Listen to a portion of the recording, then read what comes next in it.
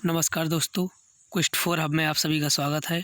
मैं चंद्रशेखर सर आपको साइंस की स्पेशल क्लास में आप सभी का स्वागत करता हूं।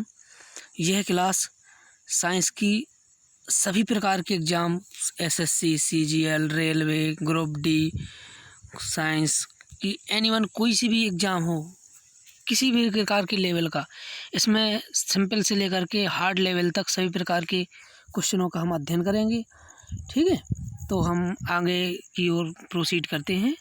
हाँ, तो आपको याद रखना है कि इस चैनल को अधिक से अधिक सब्सक्राइब करें, लाइक करें, शेयर करें, क्योंकि आपको हमारे क्वेश्चनों को देख करके पता चल गया होगा कि हम कितनी मेहनत से आपके लिए पूरा दिन लग कर के प्रश्नों को कलेक्ट करते हैं तथा आपको ज़्यादा से ज़्यादा बेहतर देने की कोशिश करते हैं। दोस्तों, जो आपकी ये लाइक और शेयर होती है, ये हमारे लिए ऑक्सीजन की तरह कार्य करती है। आप जितने भी लाइक करेंगे, कमेंट्स करेंगे, शेयर करेंगे, उससे हमको एनर्जी मिलती है ताकि हम और ही उस प्रोत्साहित होते और अच्छा करने के लिए। यह क्लास ही आपकी जान है, हमारी जान है, इसलिए आपसे यह आपका दायित्व बनता है कि आपको यह क्लास ज़्यादा से ज़्यादा शेयर करें, लाइक करें और सभी लोगों तक पहुंचाएं। और मैं अपना कार्य भली भांति पूर्ण करूंगा, आपको कहने का कोई भी मौका नहीं दूंगा। इसमें इतने अच्छे क्वेश्चन करेंगे कि कोई सी प्रकार का लेवल हो, आपको सभी प्रकार के क्वेश्चन अच्छे से अच्छे बनेंगे। तो चलिए हम आगे की ओर प्रोसीड करते हैं। यह सीरीज़ है जो वो सिर्फ 10-15 क्वेश्चनों की है। कितने की? 15 क्वेश्चनों की, जिनमें हम हर लेवल के क्वेश्चनों का अध्ययन करेंगे। तो हम आगे की ओर प्रोसीड करते हैं। हाँ, तो देखिएगा, चलिए तो आज की क्लास का पहला प्रश्न देखते हैं। पहला प्रश्न क्या है? पहला प्रश्न है, किस अंग में मानव शरीर में पाचन का अधिकांश भाग किस अंग में संपन्न होता है? संपन्न ना कह करके यदि हम यहाँ पर अवशोषण कह दें तो और अच्छा होगा। क्या कहेंगे? अवशोषण। अवशोषण, ठीक है, क्या? अवशोषण। तो देखिएगा, हमने बताया था पिछली क्लासों में, पहली क्लास में कि पाचन तंत्र पढ़ाया था। तो हमने बताया था मुख से पाचन प्रारंभ होता है। जैसे दांत हो गए, दांतों के द्वारा और विभिन्न प्रकार के स्टोमच में आते हैं तो वहाँ गैस्ट्रिक जूस निकलता है, और लीवर द्वारा निकलता है और लीवर के द्वारा निकलता है बाइल जूस, वो मिलता है। इस प्रकार पेंक्रियास से होता हुआ छोटी आंत्र में जाता है। तो छोटी आंत्र में ही भोजन का अधिकांशता पाचन होना होता है, जितना पाचन हो जाता है पूर्ण, तो वहाँ पर भोजन का अवशोषण होता है। हमने बताया था एटीपी के रूप में, ग्लूकोज के रूप में अवशोषण होता है। तो वही है क्वेश्चन पहला। तो क्वेश्चन में क्या है कि मानव शरीर में पाचन की क्रिया में भोजन का अवशोषण कौन से भाग में होता है? तो कौन से भाग में होता है? छोटी आंत्र में। कौन सी भाग में? छोटी आंत्र में। तो इसका आंसर क्या होगा? Option number A. आगे समझ में, देखो ये मुँह है, यहाँ से भोजन आया, इस प्रकार से ये हो गया हमारा स्टोमच हो गया, यहाँ पर लीवर लगा होता है, यहाँ पेंक्रियाज होता है, तो ये छोटी आंत्र होती है यहाँ पर। तो यहाँ पे हमारे भोजन का अधिकांश भाग अवशोषण होता है। ऑप्शन नंबर 1 होगा। चलिए नेक्स्ट प्रश्न की ओर बढ़ते हैं। नेक्स्ट प्रश्न क्या कहते हैं जी भाई? इस पर लगा लीजिए डबल स्टार, कितने डबल ट्रिपल स्टार लगा लीजिए, बहुत ही इंपॉर्टेंट क्वेश्चन है ये, सही प्रकार एग्जाम में आता है। ग्रीन हाउस गैसों की संकल्पना की थी। ग्रीन हाउस गैसों की संकल्पना किसने की थी? जोसेफ फ्लोरियर ने। किसने? जोसेफ फ्लोरियर ने। तो ये पहले तो हमको ये समझना कि ग्रीन हाउस क्या होता है। ग्रीन हाउस प्रभाव हम जानते हैं कि हमारे जो पृथ्वी के चारों ओर वातावरण है, तो उसको एक प्रकार की लेयर और गैसों की लेयर ने घेरा हुआ है। हमारे चारों ओर गैसों की लेयर है। तो जब यहाँ से सूर्य की प्रकाश आती हैं, किसकी? सूर्य की किरणें आती हैं, तो वो आकर के हमारी पृथ्वी तक, जो पृथ्वी है, सपोज दैट ये पृथ्वी है, तो सूर्य की किरणें यहाँ पे पृथ्वी पर तो आ जाती हैं, लेकिन सूर्य की जो वापस ऊर्जा होती है वो वापस ना जाकर के सीधी ये लेयर होती है ना यहाँ पे हमारी गैसों की, वो लेयर क्या करती है? इस ऊष्मा को वापस पुनः पृथ्वी में भेज देती है। इस कारण हमारी पृथ्वी का गैस का क्या हो, पृथ्वी का तापमान क्या होता है?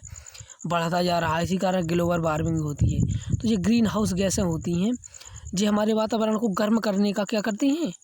कार्य करती हैं। तो इसको, इनकी जो संकल्पना होता, कॉन्सेप्ट होता था, ये किसने दिया था? जोसेफ फ्लोरियर ने।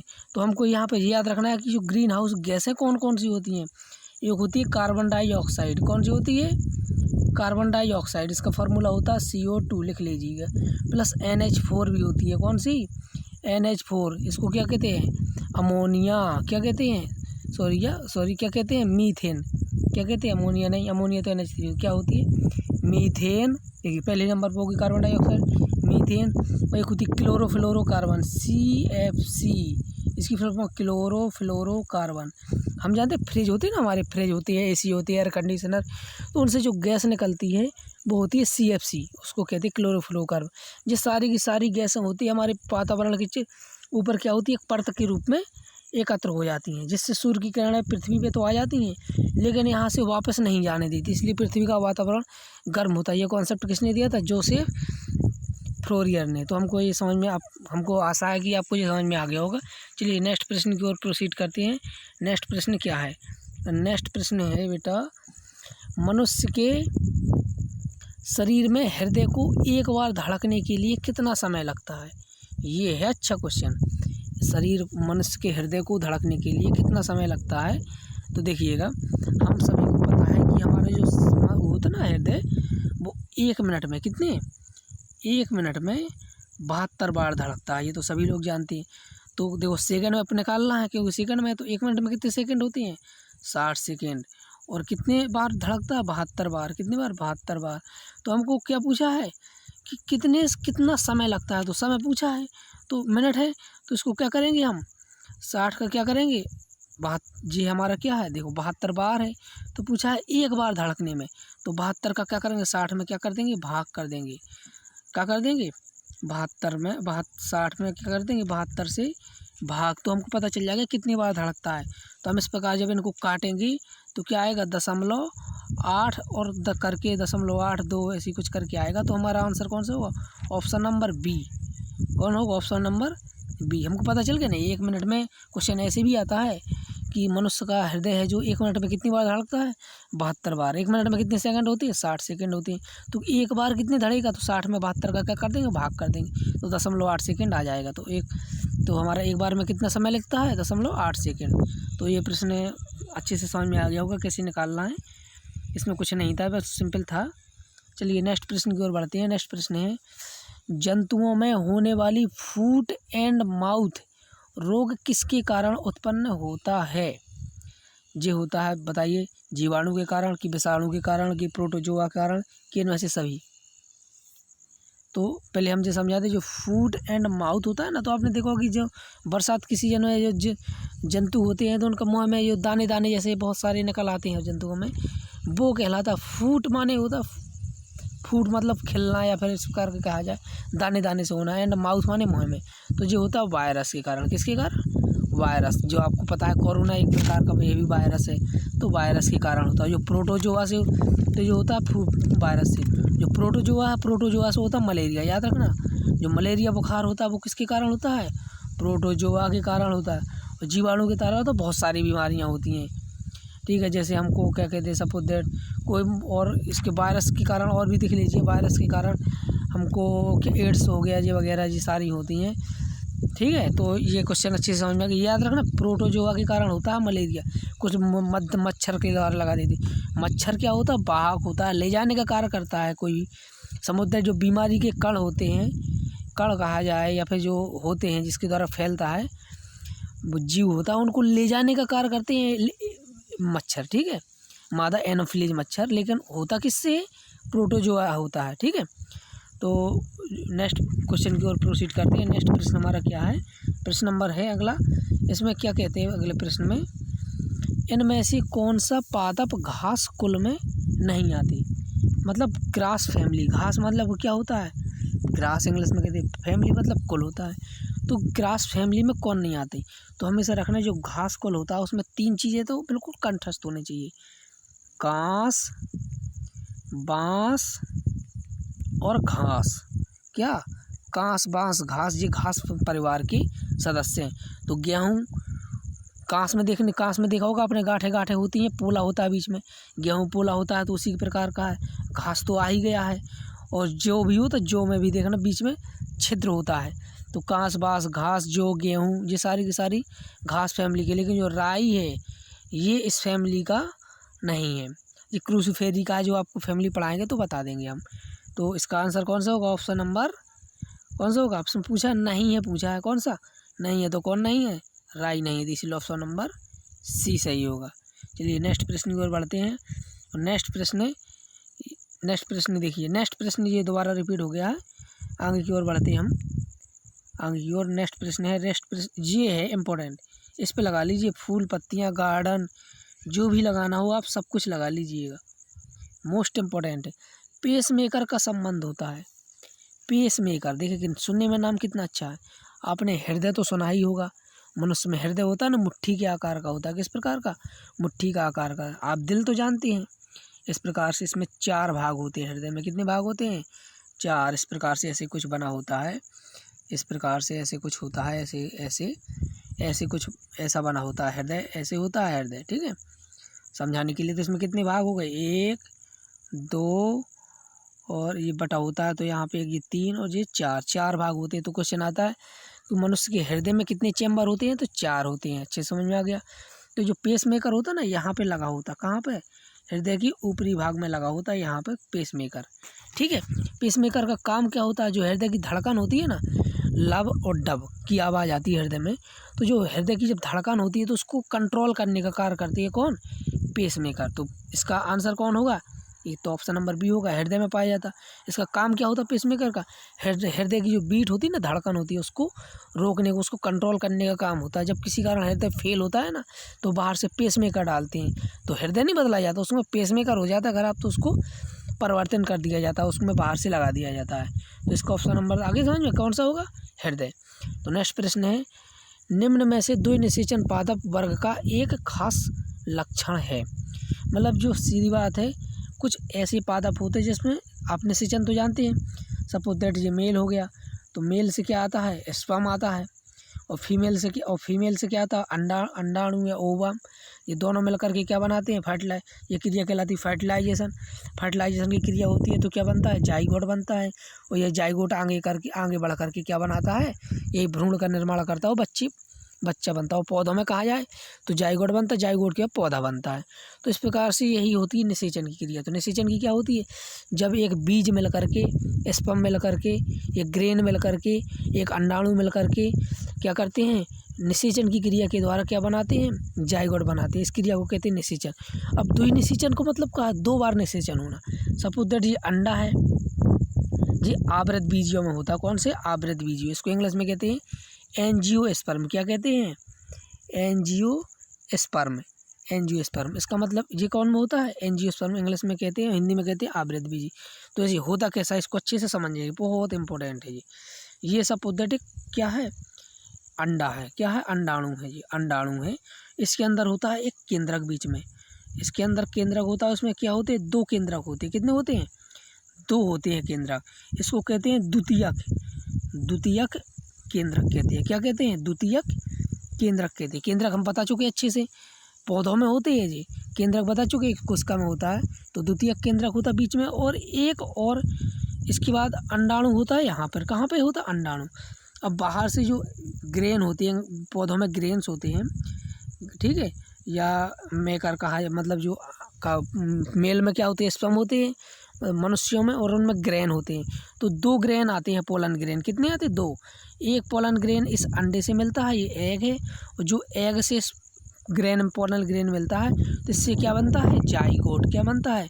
जाइगोट। और जो दूसरा पोलन ग्रेन है, जो द्वितीयक केंद्रक से मिलता है, और इस प्रकार से इससे क्या बनता है? भ्रूणपोष है। क्या बनता है इससे? भ्रूणपोष। देखिए ये द्वितीयक केंद्रक है, इसमें 2 केंद्रक होते हैं ऑलरेडी। इससे जब पोलन ग्रेन मिलता है तो इससे क्या बनता है? भ्रूणपोष है। क्या बनता है? भ्रूणपोष। और जो जाइगोट जो अंडाणु होता है, ये उसका, इसके अंदर 2 स्पर्म आए थे, ग्रेन आए थे, एक यहाँ पे और जुड़े, एक यहाँ पे, तो इससे बनता है जाइगोट। क्या बनता है? जाइगोट। और ये क्रिया होती है फर्टिलाइजेशन की। क्या एक ही बीज के अंदर, एक ही अंडाणु के अंदर क्या बार फर्टिलाइजेशन हुआ? देखिए, एक ये बार हुआ, एक बार ये हो गया तो भ्रूणपोष बना, और एक यहाँ पर हुआ तो क्या बना? जाइगोट। इस प्रकार से 2 बीज पत्री होते हैं, 2 बीज पौधे होते हैं, या आवृत बीजी पौधे होते हैं, एंजियोस्पर्म होते हैं। उनमें 2 बार निषेचन होता है, इसलिए उनको क्या कहते हैं? डबल फर्टिलाइजेशन या द्वि निषेचन। तो ये किसका लक्षण है? आवृत बीजियों का। हम आशा करते हैं आपको बहुत अच्छे से समझ में आया होगा और मैं आपको अच्छे से समझा पाया हूँ। बच्चों ये क्लास है, ये समझ लीजिए आप लोगों की और हमारी जान है। इसको इतना शेयर कीजिए, लाइक कीजिए, सब्सक्राइब कीजिए, ताकि ये उन ख़ास लोग, उन ज़रूरतमंदों तक पहुंच जाए। और मैं आपको ये आशा दिलाता हूं कि आपने बहुत सारे चैनलों को बहुत अच्छे देखा होगा, लेकिन आप हमारे चैनल पर विश्वास कीजिए, अब मुझ पर विश्वास कीजिए, मेरी मेहनत पर विश्वास कीजिए। आपको इतनी अच्छी फूल और पत्तियों वाली क्लास देंगे कि आपको जो क्वेश्चन पेपर होते हैं ना, किसी भी लेवल का क्वेश्चन पेपर हो, आप उसकी ज़रूर धज्जियाँ उड़ा कर आएंगे। और इस मोटिवेशन के साथ हम आगे बढ़ते हैं। निश्चय आगे प्रश्न में क्या है, पौधों को नाम देने वाले विज्ञान कहलाता है। मतलब किसी भी चीज़ को, जैसे सपोज दैट बच्चे जन्म हुआ तो उसको किसी ब्राह्मण को बुला लाए, उसने नाम रख दिया जे, लेकिन यहाँ पर ऐसा नहीं होता। अब उसने ब्राह्मणों ने नाम ये रखा, हमने घर का नाम पिंटू मिंटू रख लिया, उनने प्यार का नाम पेटू रख दिया, किस प्रकार, ऐसा नहीं होना चाहिए।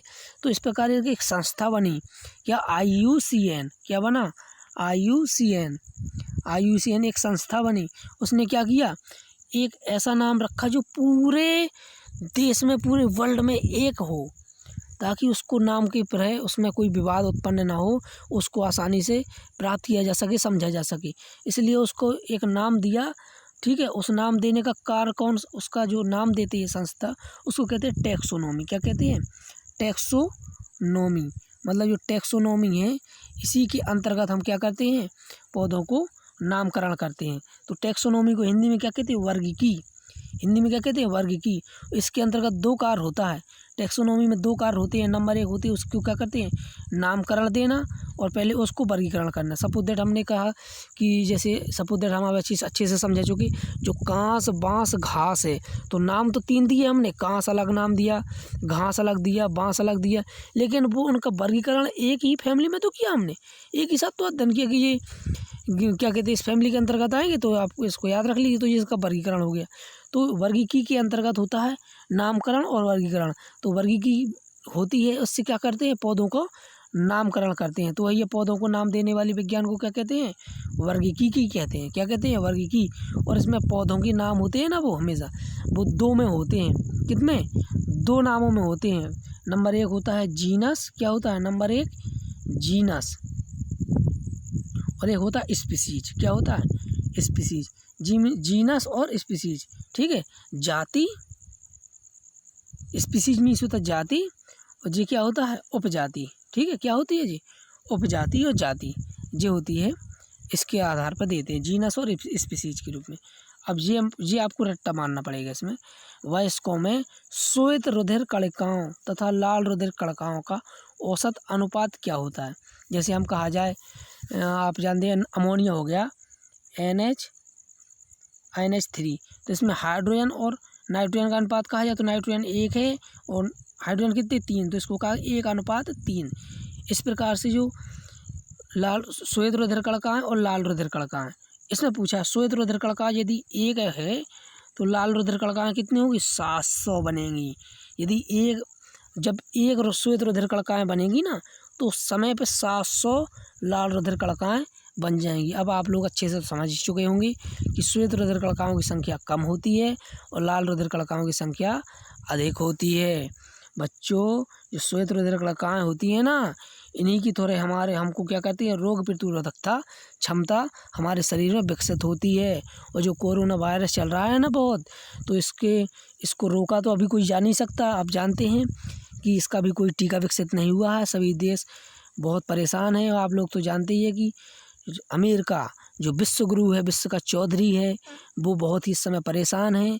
उसने हाइड्रोक्सी क्लोरोक्वीन भारत से ले ली है। तो हाइड्रोक्सी क्लोरोक्वीन होती है ना, वो हमारे शरीर में प्रतिरोधकता क्षमता बढ़ाने का कार्य करती है, ना कि कोरोना के इलाज करने। तो श्वेत रुधिर कणिकाएं होती है ना, यही हमारी प्रतिरोधक क्षमता को बढ़ाती हैं। तो इनकी संख्या कम होती है, लाल रुधिर कणिकाओं की संख्या अधिक होती है। अब यहाँ पे हम आपको रक्त का कॉन्सेप्ट अच्छे से समझा देते हैं। आप एक बार इस फूल पत्ती वाली क्लास को ज़्यादा से ज़्यादा लाइक कीजिए, शेयर कीजिए, सब्सक्राइब कीजिए। तो आज चलिए समझते हैं ब्लड का कॉन्सेप्ट क्या होता है। ब्लड मीन्स होता है रक्त। तो ये कई प्रकार का होता है, क्या होता है, ब्लड होता है ना, इसमें भाग तो 2 होते हैं। आपने देखा होगा एक पानी जैसा पदार्थ होता है, इसको प्लाज्मा कहते हैं। क्या कहते हैं? प्लाज्मा।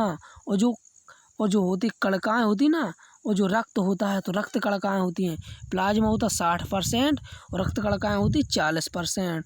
और जो रक्त कणिकाएँ होती हैं ना, ये 3 प्रकार की होती है बेटा। क्या प्रकार की? 3। आरबीसी। क्या प्रकार की होती हैं रक्त कणिकाएँ? जो रक्त कणिकाएँ होती हैं ना, जो रक्त कणिकाएँ होती हैं आरबीसी, डब्ल्यूबीसी और प्लेटलेट। कौन? प्लेटलेट्स। किस प्रकार की? देखो जी, हमारा ब्लड होता है, ब्लड में हमने प्लाज्मा को निकाल दिया तो ब्लड है जो बचा रक्त कणिकाएँ आरबीसी, डब्ल्यूबीसी और प्लेटलेट्स। आप अच्छे से लिख लीजिएगा। जो आरबीसी होती है, आर माने होता है रेड, तो ये कैसे कलर की होंगी? लाल कलर की, इसलिए इसको कहते हैं रेड ब्लड कार्पेसल्स, लाल रक्त कणिकाएँ। डब्ल्यू मीन्स होता है वाइट, तो इसको कहते हैं श्वेत रक्त कणिकाएँ। और प्लेटलेट्स हिंदी इंग्लिश एक ही नाम है, प्लेटलेट्स। आपको जब किस प्रकार से डेंगू बीमार होती है ना, तो उसमें कहते हैं प्लेटें घट गई, यही प्लेटलेट्स क्या होती हैं? हमारे शरीर के अंदर कमी हो जाती है। इनका काम होता है खून का थक्का जमाना। क्या होता है? थक्का जमाना। हमारा जो खून जमता है ना, तो प्लेटलेट्स के कारण होता है। और जो हमको डेंगू होता है उसमें प्लेटलेट्स की कमी होती है, जिस कारण हमारे रक्त का थक्का नहीं जमता है और छोटी सी चोट लगने पर बहुत सारा ब्लड बह जाता है। और जो आरबीसी होती है ना बेटा, इसका काम क्या होता है? एक तो रक्त को लाल रंग करना होता है, और दूसरी साथ ही साथ ये क्या करते हैं, हमारे अंदर जो सांस लेते हैं ना ऑक्सीजन गैस, तो ये जाती तो फेफड़ों तक है, फेफड़ों के थ्रू कोशिका में जाती हैं, और कोशिका से होती है जो आरबीसी में पहुंचती है। रक्त की आरबीसी के द्वारा ही शरीर के विभिन्न भागों में पहुंचाने का कार्य करती है। तो शरीर के विभिन्न भागों में ऑक्सीजन पहुंचाती कौन है? आरबीसी। आरबीसी क्या है? ब्लड है, ब्लड का एक भाग है जो 3 भागों से मिलकर बनता है, आरबीसी, डब्ल्यूबीसी, प्लेटलेट्स। तो आरबीसी का काम समझ में आ गया? क्या होता है? रक्त को लाल रंग देता है और ऑक्सीजन का परिवहन करता है। प्लेटलेट समझ में आ गया? जिसका काम होता है ब्लड का थक्का जमाना। और जो डब्ल्यूबीसी होती है बेटा, ये होती है प्रतिरोधकता क्षमता बढ़ाने का कार्य करती है, जीवाणुओं से रोगों से लड़ने की क्षमता उत्पन्न करती है। तो यही कारण होता है जब हमारी डब्ल्यूबीसी की जो पावर होती है कम हो जाती है, तो हमारे शरीर में क्या होती है? बीमारी उत्पन्न हो जाती है। जो हम प्रकार की टैबलेट्स या इंजेक्शन लगती है ना, वो हमारी बीमारी का इलाज नहीं होता, बल्कि हमारे शरीर में जो डब्ल्यूबीसी होती है ना, उसको एक्टिव या सक्रिय करने का कार्य होता है और उसको पावरफुल बनाया जाता है ताकि वो रोग से लड़ सके। और इस प्रकार से जब वो पावरफुल हो जाती तो हमारा शरीर स्वस्थ हो जाता है। आप खुद सोच कर देखिए, यदि शायद इंजेक्शन लगाने से बीमारी नष्ट हो जाती तो हमारे शरीर में हमेशा के लिए नष्ट क्यों नहीं हो जाती है? फिर इसके बाद जब वो इनएक्टिव हो जाती है बीमारी, तो वो अपनी पावर बढ़ाना प्रारंभ करती है, और जब उससे पावरफुल हो जाती है तो फिर बीमार हो जाती हैं। तो इस प्रकार से आपको ये ब्लड वाला कॉन्सेप्ट समझ में आ गया होगा। बच्चों, आपको हमारी मेहनत तो दिख रही होगी, इसलिए आपका भी ये फ़र्ज़ बनता है कि हमारी क्लास को ज़्यादा से ज़्यादा लाइक करें, शेयर करें, सब्सक्राइब करें और विभिन्न प्रकार के बच्चों तक पहुंचाएं, ताकि उनको भी इस क्लास का फ़ायदा मिल सके और उनको पता चले कि इस प्रकार की क्लासें भी यूट्यूब चैनल पर मिल जा सकती हैं। ठीक है, आगे प्रश्न की ओर प्रोसीड करते हैं। अगला प्रश्न क्या है? वनस्पति संवर्धन से संबंधित विज्ञान की शाखा को क्या कहते हैं? संवर्धन को इंग्लिश में कहते हैं कल्चर। कल्चर क्या कहते हैं? और कल्चर तो आप जानते हैं, किसी चीज़ को उगाना। सपोज दैट हमने किसी पौधे को लगा दिए, बीज को बो दिया तो उससे पौधा बना, तो इस प्रकार की क्रिया को करते हैं कल्चर, उगाना कहते हैं। और इस प्रकार जब हम किसी चीज़ को एक कोशिका से विभिन्न प्रकार का बड़ा पौधा लाइब्रेरी में बना लेते हैं ना बेटा, उसको कहते हैं संवर्धन। तो पौधों का संवर्धन करना, बढ़ाना क्या कहलाता है? इससे संबंधित जो शाखा होती है ना बेटा, जो पौधों के संवर्धन की शाखा होती है, उसको कहते हैं हार्टिकल्चर। क्या कहते हैं? हार्टिकल्चर। और जो एग्रीकल्चर होती है ना बेटा, एग्रीकल्चर में क्या कहते हैं? खेती हो गया, सपोज दैट खेती हो गया, और विभिन्न प्रकार के पौधे हो गया, हमने विभिन्न प्रकार के जंगल लगाए, उससे जो खाद्य पदार्थ उत्पन्न होते हैं ना, तो इस प्रकार का जो अध्ययन होता है, जो खेतों का, बगीचों का, उनसे उत्पन्न होने वाली फसलों का जो अध्ययन होता है, वो एग्रीकल्चर में होता है। और फ्लोरिकल्चर में फूलों का अध्ययन होता है, जो जैसे हम विभिन्न प्रकार के फूलों का नाम लेते हैं ना कि यहाँ पे बगीचा लगा हो तो उसको फ्लोरिकल्चर के अंतर्गत रखेंगे। और जो ओलेरिकल्चर होता ना बेटा, इसमें हरी सब्जियाँ होती हैं। क्या होती हैं? हरी सब्जियाँ आती हैं। तो आपको पता चल गया ना बेटा कि ओलेरिकल्चर में क्या होती है, हरी सब्जियों का अध्ययन किया जाता है। फ्लोरिकल्चर में विभिन्न प्रकार के पुष्पों का अध्ययन किया जाता है। और एग्रीकल्चर में विभिन्न प्रकार के पौधों का और विभिन्न प्रकार की जंगलों की द्वारा उत्पन्न पदार्थों का अध्ययन किया जाता है। और इस प्रकार वनस्पतियों का अध्ययन किया जाता है हार्टिकल्चर में। किसमें? तो इसका ऑप्शन नंबर क्या होगा? सी। चलिए नेक्स्ट प्रश्न की ओर प्रोसीड करते हैं। नेक्स्ट प्रश्न क्या है? दाद की बीमारी निम्नलिखित में से किस प्रकार की होती है? किससे होती है ऐसा लिखना चाहिए।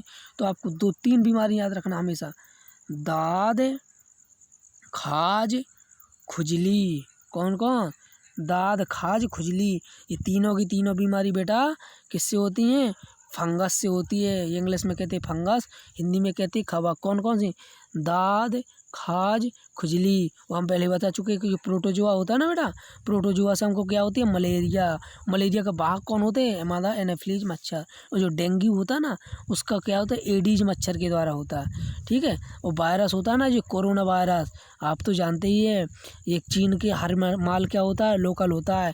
लेकिन ये कोरोना है ना ये बेटा स्पेशल है, जिसने सभी प्रकार की संस्थाओं में बिल्कुल पाँव जमा कर रखे हैं। उसने कहा कि आप लोगों ने बहुत पढ़ा है, अब मैं पढ़ूंगा और मैं पूरे ज़ोर से पढ़ूंगा, इसलिए आपको घबराना नहीं है, आपको अपने घर पर रहना है।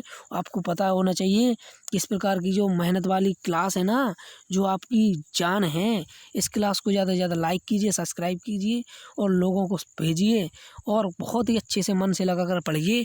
हम आपको आशा दिलाते हैं कि ये एक फूल वाली पत्ती है ना, ये क्लास लेकर के आप बहुत आगे तक जाएंगे और विभिन्न प्रकार के प्रश्नों की धज्जियाँ उड़ा कर आएंगे। चलिए नेक्स्ट प्रश्न को प्रोसीड करते हैं। नेक्स्ट प्रश्न क्या है? नेक्स्ट इसका आपको आंसर पता चल गया क्या? फंगस। ठीक है। नेक्स्ट प्रश्न ये बहुत इंपॉर्टेंट क्वेश्चन है, इसका हम एक कॉन्सेप्ट अभी आपको समझा रहे। जो हाई ब्लड प्रेशर होता है ना, उच्च रक्तचाप कहते हैं इसी को। हाई ब्लड प्रेशर की अवस्था को क्या कहते हैं? तो इसको क्या कहते हैं? हाइपर क्या कहते हैं? हाइपर टेंशन कहते हैं। उच्च रक्तचाप को कहते हैं। आप रखना जब हाइपर लग जाए तो उच्चतर होता है, वो हाइपो रखता है तो उसको कमी कहते हैं। हाइपर माने ज़्यादा, हाइपो माने कमी और घात माने क्या होता है? नुकसान होना। जब हमको कोई हानि होने लगी ना तो पक्षाघात कहते हैं। वो हाइपर माने ज़्यादा होना, उच्च रक्तचाप और कमी माने हाइपो। तो यहाँ पे पता चल गया कि आंसर क्या होगा? Hyper tension. चलिए हम इसका नेक्स्ट इसका बहुत अच्छा आपको कॉन्सेप्ट समझाते हैं कि ये होता क्या है और हमको बीमारी फैलती कैसे हैं और ये ब्लड प्रेशर है ना ये क्या होता है। तो आप सभी लोग जानते हैं अच्छे से बच्चों कि जो ब्लड होता है ना वो किस में बहता है? धमनियों में बहता है। किस में बहता है? धमनियों में। हृदय के द्वारा ये धमनियाँ जाती हैं। इसमें जब ब्लड बहता है ना इस प्रकार से पूरे में बहता है तो इनके द्वारा क्या होता है? इनमें प्रेशर दाब डालते हैं। धमनियों में क्या होता है? दाब डालते हैं। इसी को कहते हैं ब्लड प्रेशर। ब्लड के द्वारा, रक्त के द्वारा धमनियों पे जो दाब लगते हैं ना बेटा उसको कहते हैं ब्लड प्रेशर और इस कारण इसको बीपी कहते हैं। अब जो उच्च रक्तचाप होता है ना, निम्न और उच्च रक्तचाप होता है और निम्न रक्तचाप होता है। अब इसको हम कॉन्सेप्ट समझेंगे। तो ब्लड जो बहता है ना तो उसका एक निश्चित दाब होता है बेटा कि अधिकतम कितना दाब होगा और न्यूनतम दाब कितना होगा। ठीक है ना बेटा। तो जो अधिकतम दाब होता है तो उसको क्या कहते हैं? हाइपर। ठीक है। तो हाइपर होते हैं, देखो अब इसको कॉन्सेप्ट अच्छे से समझ लीजिए। देखिए एक होता है हाइपर टेंशन। क्या होता है? Hyper tension. क्या होता है? Hyper tension, hypotension, hyper tension, hypotension. और एक होता है नॉर्मल। क्या होता है? एक नॉर्मल मतलब यदि किसी को कुछ नहीं हुआ तो नॉर्मल, और यदि किसी को चोट मतलब नुकसान होने लगे, बहुत ही मृत्यु के समीप होता है ना तो उसको कौन सा रक्तचाप होता है? उसको होता है घातक होता है, जिसको कहते हैं पक्षाघात। तो जो हाइपर रक्तचाप होता है ना बेटा, हाइपर टेंशन, तो इसका जो ब्लड प्रेशर होता है वो होता है अधिकतम 130 हो सकता है और कम से कम 90। अधिकतम ब्लड प्रेशर 130 और जब कम से कम 90 होता है ना बेटा उच्च रक्तचाप और निम्न रक्तचाप तो वो होता है हाइपर टेंशन। और जो हाइपोटेंशन होता है ना बेटा आपको ये याद रखना है, आपको ये नहीं रखना, नॉर्मल वाला बहुत ज़्यादा पूछा जाता है लेकिन आपको कॉन्सेप्ट जरूर याद रखना है। हाइपरटेंशन का रक्तचाप क्या होता है? 130/90। अब ये क्या होगा? 130 होता है, उच्चतम कितना दाब हो सकता है और कम से कम 90, 90 से नीचे नहीं जा सकता। ठीक है। और जो हाइपोटेंशन होता है ना बेटा, हाइपोटेंशन का होता है 90/60। 90/60। यदि अधिकतम ब्लड प्रेशर कितना हो सकता है रक्तचाप 90 और कम से कम 60। यदि ये है तो हमारा हाइपोटेंशन कहलाएगा।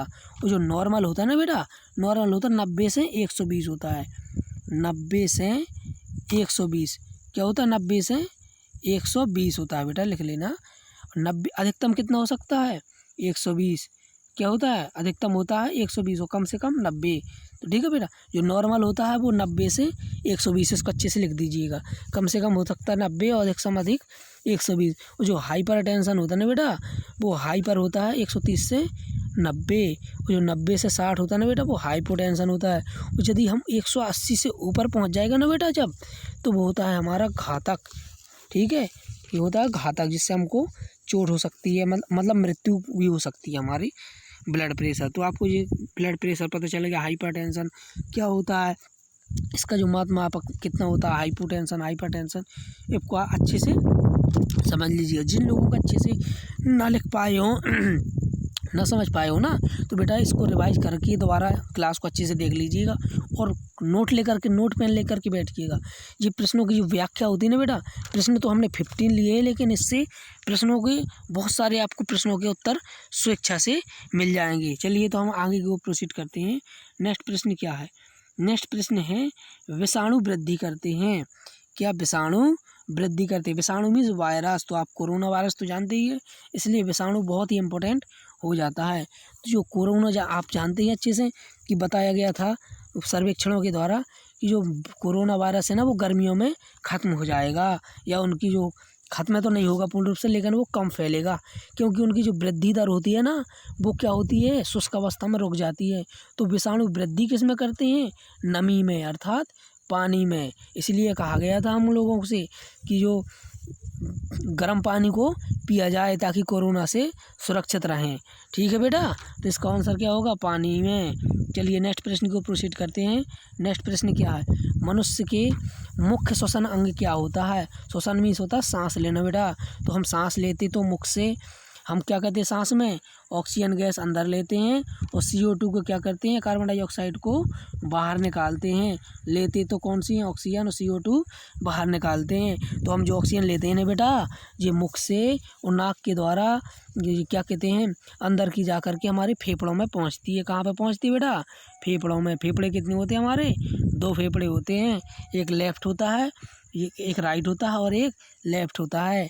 ठीक है, तो ये हमारे मुख्य श्वसन होते हैं अंग, क्योंकि इन्हीं के द्वारा ऑक्सीजन क्या होती है, फेफड़ों में पहुंचती है। उसमें छोटे छोटे एल्वेओली होते हैं, या क्या होते हैं, कोष होते हैं, जिनके थ्रू यहीं से हमारे ब्लड में ब्लड कोष का ब्लड होती है, वेसल्स होती है ना जो धमनियाँ, यहीं से हमारे ऑक्सीजन होती है ना गैस, ऑक्सीजन ब्लड में प्रवेश करती है और कार्बन डाइऑक्साइड फेफड़ों में आकर के मुख से बाहर निकल जाती है। तो आपको अच्छे से कॉन्सेप्ट समझ में आ गया होगा कि नाक और मुख के द्वारा जो कार्बन ऑक्सीजन गैस लेते हैं अंदर, फेफड़ों से होकर के हमारे क्या होती हैं, ब्लड में प्रवेश कर जाता है, और ब्लड के द्वारा जो कार्बन डाइऑक्साइड होती है ना शरीर से, वो फेफड़ों में छोड़ दिया जाता है और उस मुख के थ्रू बाहर निकाल दिया जाता है। तो इसमें मुख्य भूमिका किसने ले भाई, सबसे मुख्य भूमिका बीच में कौन सा है, फेफड़े। इसलिए फेफड़े हमारा क्या होता है, शरीर का, मनुष्य का मुख्य श्वसन अंग होता है। तो इसका आंसर क्या होगा, ऑप्शन नंबर डी, फेफड़े होती है। नाक तो आप जानते हैं नाक के द्वारा अंदर आएगी, और ट्रैकिया क्या होता है ना बेटा, ये गले में होते हैं ना, गला है, ये गर्दन की ट्रैकिया जैसा होता है, अंदर छल्ले जैसे होते हैं। ठीक है ना,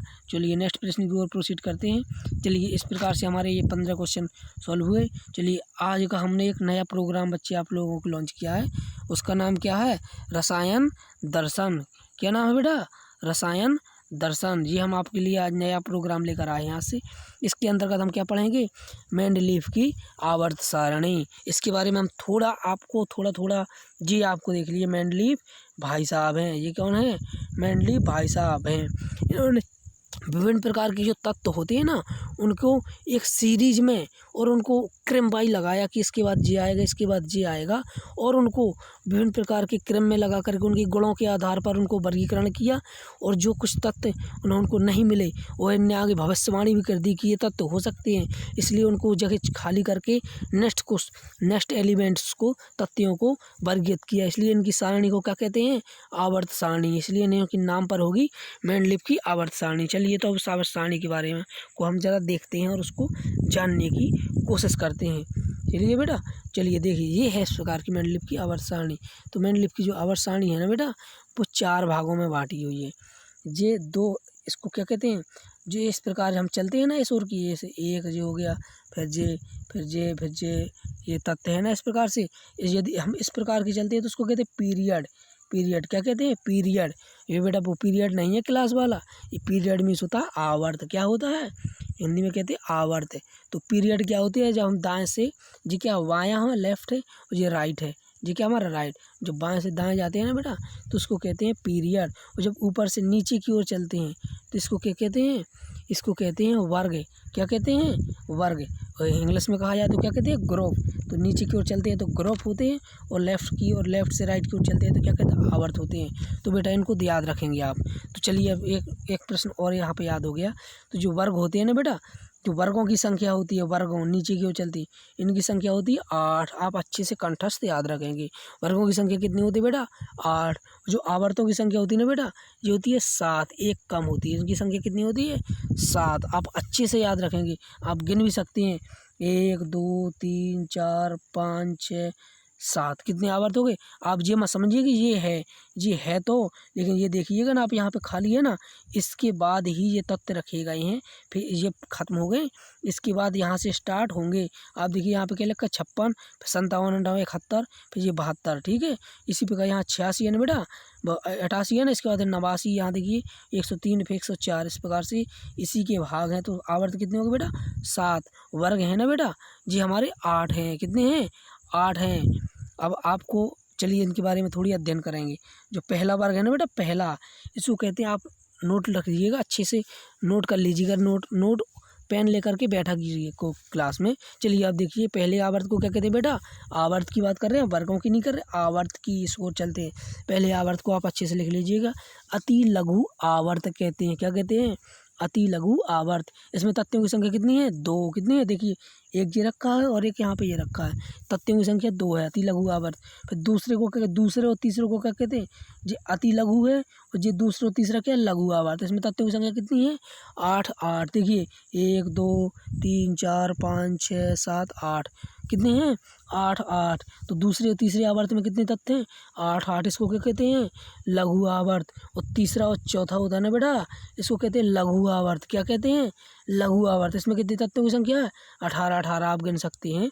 इसमें क्या कहते हैं, 18। और जी बेटा, जो पहला हो गया, दूसरा तीसरा हो गया, चौथा पाँचवा हो गया ना, और जो छठा सातवां होता है ना बेटा, इसको कहते हैं इनकम्प्लीट या पूर्ण नहीं है। अभी क्या होते हैं, पूर्ण नहीं है। क्या नहीं है, पूर्ण नहीं है जी बेटा।